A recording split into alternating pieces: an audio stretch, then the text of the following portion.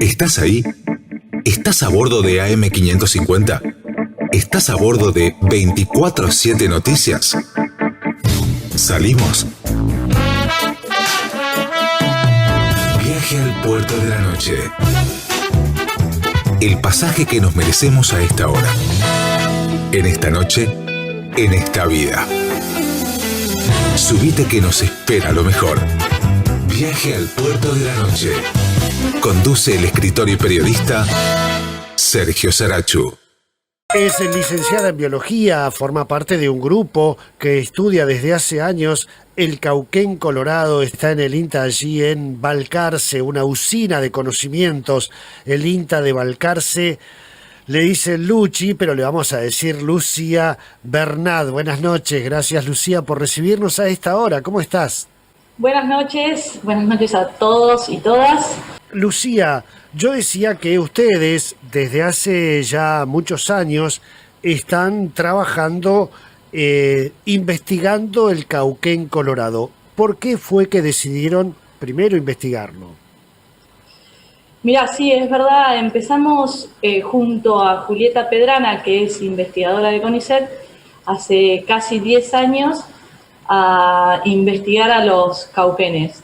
Nosotros estamos en Balcarce, provincia de Buenos Aires, y como vos bien dijiste, los cauquenes vienen en mayo, abril, mayo, llegan a Buenos Aires, y lo que nosotros veíamos en provincia de Buenos Aires y particularmente en INTA, donde yo trabajo, que los productores seguían insistiendo en que tenían problemas con los cauquenes. Y bueno, entonces lo primero que dijimos es, bueno, vamos a investigar qué es lo que pasa con los productores. Además, Julieta, yo no soy santacruceña, pero tengo mi corazoncito también por la Patagonia, y Julieta Pedrana había hecho su doctorado también en la Patagonia, así que éramos las dos afines con esta fauna. Con aires de así sur, que, las dos, claro. Sí, correcto, las dos. Yo viví unos años cerca de Río Gallegos, y Julieta había hecho su doctorado y había estado trabajando en Puerto Deseado. Ah, mirá vos. Lucía, bueno, es que yo soy de la zona de la provincia de Buenos Aires y en una época se lo consideraba plaga al cauquén porque venía a comer el cereal. Eso es lo que se decía en los años 30, ¿o no? Sí, correcto. Mira, es más, estamos ahora realizando una investigación, no es una investigación, sino con los datos que tenemos de 2 tesis de grado y una tesis de doctorado. Estamos realizando un modelo, si querés, un modelo junto a un investigador que trabaja, Pablo Abate, que trabaja en trigo, para descubrir por qué en los años 30 era considerado plaga y ahora que el estatus es totalmente el contrario, porque ahora está protegido, ¿por qué es la diferencia? ¿Cuántos había antes que ahora hay muchos menos, porque se sabe que la población está disminuyendo? ¿Y cuál era la diferencia? Y una de las cosas que encontramos es que, claro, en los años 30 no existía el glifosato. Y por ende las malezas, si el trigo era comido, las malezas le ganaban al trigo. Así que eso es una de las cosas que ahora estamos viendo de discutir en nuestro trabajo, que estamos, no te digo por publicar ya, pero bueno, estamos en pos de realizarlo en esta época de pandemia. Sí, porque yo recuerdo en la zona ahí de San Cayetano, Tres Arroyos, escopetazo limpio contra el cauquén, en esas épocas, ¿no? Sí, correcto. Realmente se lo consideraba una ave que venía, y si venía en bandada, bueno, tenía una afectación importante el sembrado, sobre todo de trigo, era lo que se decía. Pero luego, bueno, llegamos a esta situación, Lucía, donde creo que hay entre 800 y 1000 ejemplares en el continente. ¿Esto es así? Sí, correcto. Por supuesto que en los años 30 había una población mucho más numerosa y los registros que no son censos verdaderos, sino que son solamente registros, no quiero decir anecdóticos, pero son escritos así en una prosa, Claro. y cuentan de miles y millones. Lo que pasa es que el miles y millones, si no hay un dato fehaciente, puede ser, para el que lo está mirando, puede ser una impresión de miles y millones, o pueden haber 100.000 y que para uno parece ser miles y millones. Claro. Ahora, Totalmente. eso era en los años 30. Después, cuando pasó el tiempo y fue declinando su población, en la realidad, en los últimos años que nosotros hicimos censos en vehículo, y creo que hay una publicación nueva donde dice justamente que de cauquenes colorados solamente quedan entre 800 y 1000 individuos, Claro. lo cual es un número muy preocupante para lo que supuestamente en los años 30 había de 30.000 a 50.000 de Claro. cauquenes colorados, de cauquenes comunes y cauquenes cabeza gris, muchos más. Si había miles y millones, como decían los registros, estamos considerando que la población de los tres individuos de cauquén ha disminuido notablemente. Y en el caso particular del cauquén colorado, es una especie más chica que los cauquenes comunes y cabeza gris, y entonces es relegada a los lugares menos óptimos para reproducirse, y cuando viene a la provincia de Buenos Aires, para alimentarse. Entonces pierden todas las categorías, digamos. Claro. Pierde cuando está en provincia de Buenos Aires, porque lo relegan a los lugares menos óptimos para comer, y pierde en Santa Cruz y Tierra del Fuego, que son los lugares de nidificación, porque lo relegan a los lugares menos óptimos para reproducirse. Sumado a eso, tenés la caza, la depredación por perros, por zorros, por el humano mismo, y todo eso hace que la población no pueda, si se tiene que reproducir, pero no logra sacar un pichón que después llegue a provincia de Buenos Aires a alimentarse, va disminuyendo y cada vez hay menos. Claro, así que los predadores naturales serían zorro, los perros silvestres, algún otro animal. Hasta el último que nosotros conocíamos era hasta el zorro, y después, en estos últimos tiempos, sabemos que en Tierra del Fuego hay una investigadora del, no me sale qué instituto de CONICET es, pero ¿El de de CONICET. Ushuaia? ¿El de Sí, Ushuaia? el de Ushuaia. La CADIC. La CADIC, ahí está, perfecto. Exacto. Que estudió también con cámaras trampa para ver qué predadores tenía, y también encontró bisones, que es un problema que está en aumento, y es más, nosotros acá en provincia de Buenos Aires también descubrimos bisones cerca de la zona de un poquitito más entre Mar del Plata y Necochea, lo cual también es un peligro no solamente para los cauquenes, en verdad para todas las aves. Totalmente, totalmente. Lucía, tosudamente todos los años los cauquenes vienen a reproducirse, a tener familia en la Patagonia, porque no les gusta la provincia de Buenos Aires para eso, no les gusta que ser bonaerenses, les gusta ser patagónicos y patagónicas. Ustedes ahora han avanzado en cómo hacen ese recorrido, ¿verdad? Esos 2.400 kilómetros. Sí, lo que hicimos fue ponerle unos aparatos satelitales que son, no quiero, pero mucho más chicos que el celular, o sea, Ajá. imagínense, y se los ubica. Si este es el lomo del cauquén, se ubica como si fuera una mochila arriba del ave. Y con esos aparatos satelitales solares descubrimos, bueno, los seguimos durante 3 años, tenemos migraciones casi de 3 años, y esos datos nos permitieron conocer cuál era la ruta que hacían.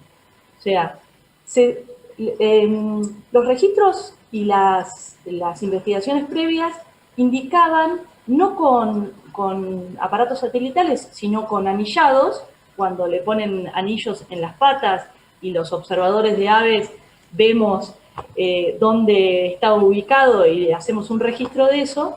Bueno, nosotros descubrimos que hacían siempre la misma ruta y era siempre la ruta sobre el agua, porque se pensaba que también tenían una ruta más sobre la cordillera. Claro, ¿sí? claro. De vuelta, solamente los datos que nosotros tenemos, descubrimos que todos nuestros cauquenes, como yo le digo, todos nuestros cauquenes utilizaron la ruta del Atlántico. No significa que no usen la ruta continental, más cercana a la cordillera, y no migren a la zona de Neuquén, por ejemplo, donde hay muchos cauquenes también cabeza gris, por ejemplo. No hay cabeza colorada, pero hay cabeza gris. Exactamente. Así que el recorrido que hacen es desde la zona de Tres Arroyos, San Cayetano, básicamente, en provincia de Buenos Aires, toman el Atlántico hacia el sur y van bordeando la costa, digamos. Van bordeando la costa y es más, lo que también descubrimos con nuestros datos es que utilizaban siempre las mismas paradas. Lo que en migración se conoce es, la migración siempre va en este caso del Cauquén, va desde la provincia de Buenos Aires hacia la Patagonia. En la migración que hacen en primavera, o sea, en septiembre, van muy rápido hacia la Patagonia, o sea, corren carrera para ver quién llega antes al mejor lugar de nidificación. Pero lo que vimos más interesante fue que utilizaban siempre las mismas paradas, o sea que ellos en las 2 semanas que hacían esa migración, siempre iban a los mismos lugares a parar. Y eso es importante porque uno necesita conocer esa migración, pero no solamente esa migración, sino dónde se paran a abastecerse o a reabastecerse o a descansar.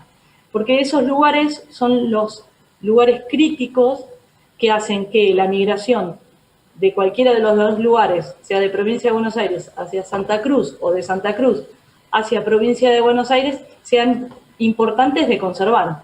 Totalmente. ¿Y se puede conocer cuáles son las paradas que hacen cuando van apurados a hacer los nidos y poner los huevos?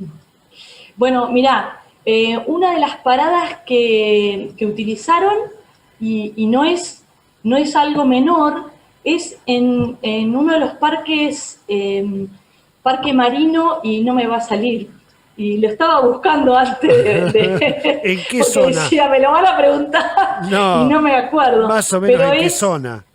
Sí, la zona de San Julián, por Ajá, ahí. ajá. Bueno, y lo interesante es que, fíjate que pararon en un lugar que es Parque Provincial, me parece que es Parque Provincial. Ajá. Y no es algo menor eso, porque significa que es en los lugares en donde no tienen conflicto con los seres humanos, o no hay perros, tampoco, bueno, predadores naturales van a haber, zorros va a haber, pero no tienen, una de las cosas que también vimos nosotros en nuestros censos es que los mejores lugares donde los cauquenes habitaban eran en lugares alejados de las poblaciones humanas.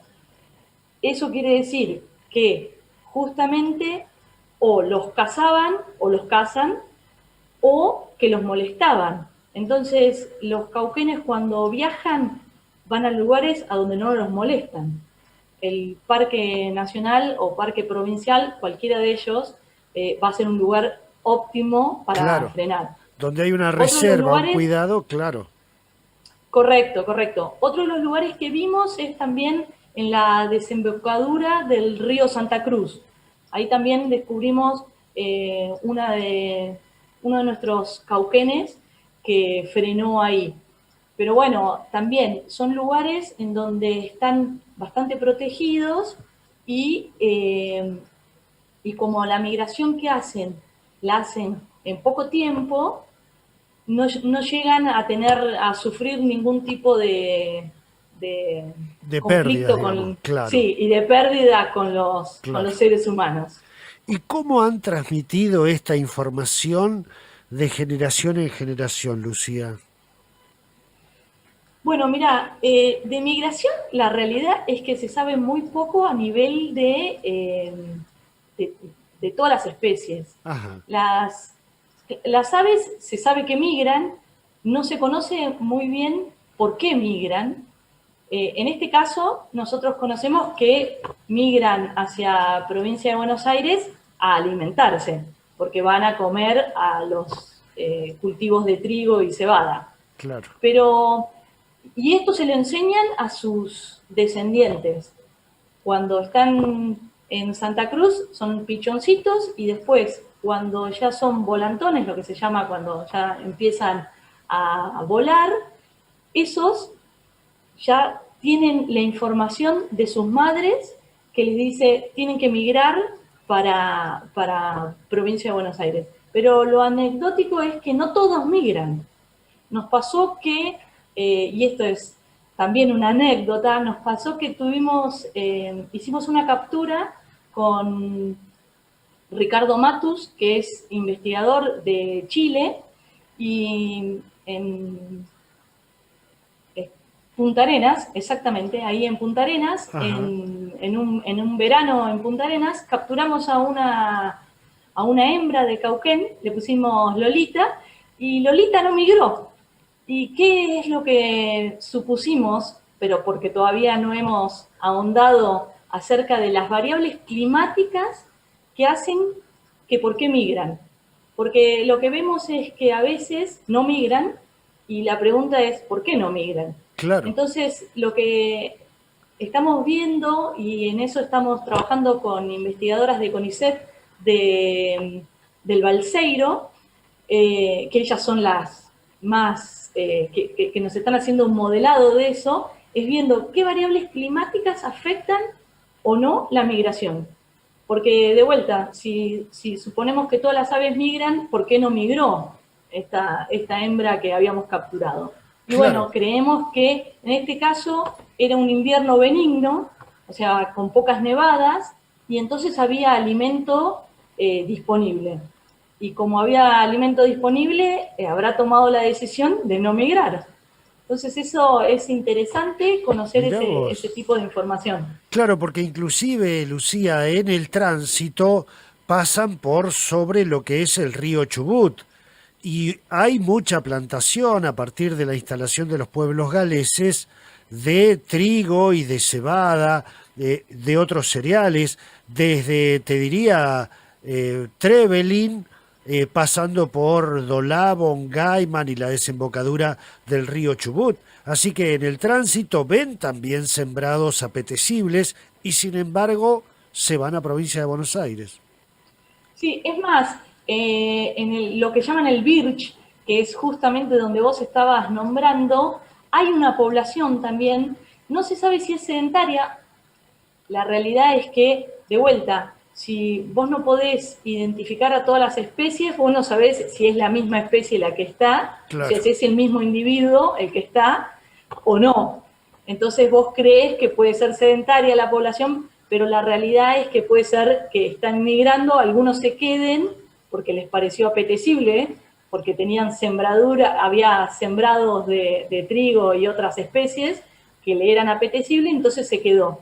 Y es más, hemos estado en contacto con el investigador que trabaja justamente con esos cauquenes que están por ahí, y, y él también coincidía en que dependía de cómo era el invierno, si seguían los cauquenes o no seguían los cauquenes, si los veía o los veía por muy poco tiempo o y si los ve por poco tiempo significa que ese sector lo utilizan como una parada migratoria. Las paradas pueden durar más de un día. La claro. realidad es que hemos visto nosotros a nuestros cauquenes que se quedaban 15 días en un lugar. Y nuevamente, ahí puede ser que se estén reabasteciendo porque tienen comida suficiente. En algunos Claro. otros lugares paran solamente porque descansan de esa migración que hacen y como les comenté antes, pueden tardar 14 días, pero la migración, por ejemplo, de Santa Cruz a Provincia de Buenos Aires puede durar 40 días. Y no son 40 días que van frenando un día hacen 2 kilómetros y frenan, sino que hacen 100 kilómetros y por ahí se quedan 10 días en algún lugar para reabastecerse. Totalmente. Bueno, aquí nos están llegando fotos desde Río Gallegos, desde el aeropuerto de Río Gallegos, que en invierno hubo muchos cauquenes. Este fue un invierno durísimo en toda la provincia de Santa Cruz, sobre todo en el sur de Santa Cruz, fue tremendo el invierno, muy duro. Y nos dice aquí que en el aeropuerto hubo una población muy grande, ahora en primavera ya no están, quedaron algunos pocos nada más. Lucía, bueno, las últimas preguntitas están de cumpleaños, así que a través tuyo un saludo para quienes investigan, quienes trabajan en el INTA a lo largo y ancho del país. Bueno, ¿cuál es la herramienta para que el cauquén colorado deje de correr peligro de extinción? ¿Cuáles creen que son esas herramientas? La toma de conciencia, etcétera. ¿Qué piensan? Bueno, primero muchas gracias por el feliz cumpleaños. Después, mira, hay otra de las cosas que nosotros también estamos trabajando y es algo bastante crítico, que por ahí no lo comenté, pero bueno, vale la pena que vos me des pie para eso, es justamente el tema de las represas, no solamente de las represas hidroeléctricas del río Santa Cruz, sino de el emplazamiento que hay ahora y con la promoción de la energía eólica a lo largo de la ruta migratoria del Cauquén. Entonces, una de las preocupaciones que tenemos, y es nuestra última línea de investigación, es conocer si hay una interacción. Se conoce que las líneas de alta tensión y los molinos eólicos, las aves sufren colisión con esas dos estructuras. Pero no se conoce si los cauquenes sufren ese tipo de colisión. Entonces, una de las cosas que estamos haciendo ahora es investigar eso.